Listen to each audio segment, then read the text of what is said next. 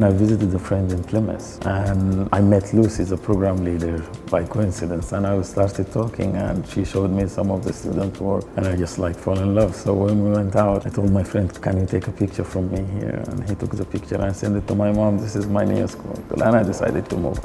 When I came from Sudan, I came as a refugee. They gave me like all the help that I wanted, like counseling, support from the staff, from the students, even the environment itself, just to be like around filmmakers, graphic designers. You feel like you belong there, like feels like home.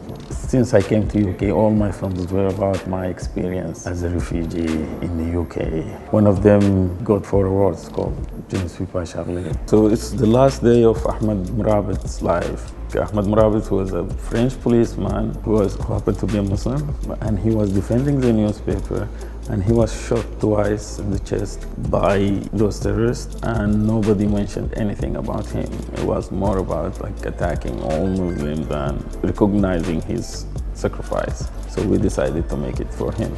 I feel very powerful. I feel like I have a very strong voice. Since day one, everything I've done in the school was a highlight of my time in the school. Like the highlight is every step forward. I can see improvement on my work, on my craft. I did stuff I've never dreamed of doing. I did underwater studies at the school. I did photography. So I wasn't just with film. They allow you to go and explore another areas.